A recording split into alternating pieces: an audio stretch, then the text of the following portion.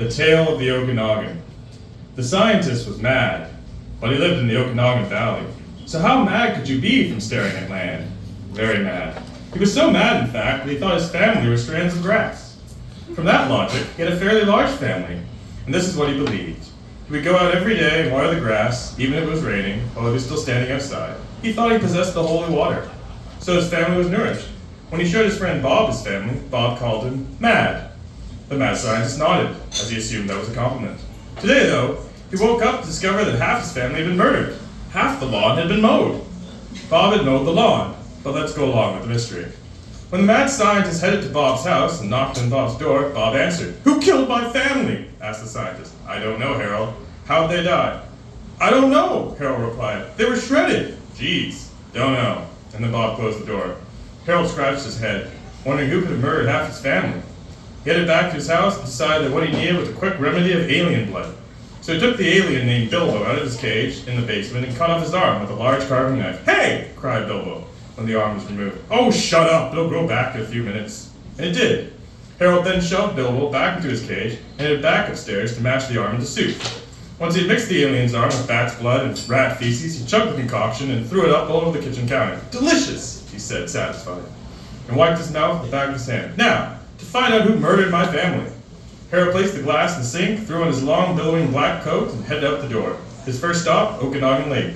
When he arrived, he yelled at the water, "Ogo! Ogo! Come out, you loco!" And with that, a long green neck protruded out of the lake. "Yes, what is it?" "Shit, what a monster's trying to..." "Oh." Ogopogo glared at the mad scientist. "It's you." Harold was not afraid of sea creature. In fact, they'd been friends since kindergarten. They're exactly the same age, 40.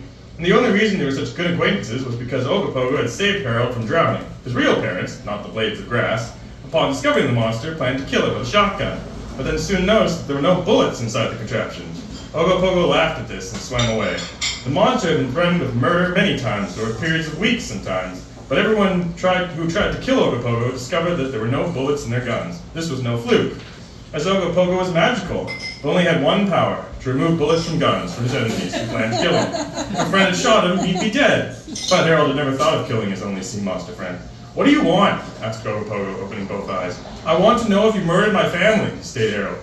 Ogopogo looked at Harold dumbfounded. "You think I'd kill your grass family? I keep telling you, Harold, they're not your family. Your family lives in Kentucky, in the States, not here in Okanagan." "Shut up!" cried Harold. This was his usual response. "They're my family. I will never believe a sea creature."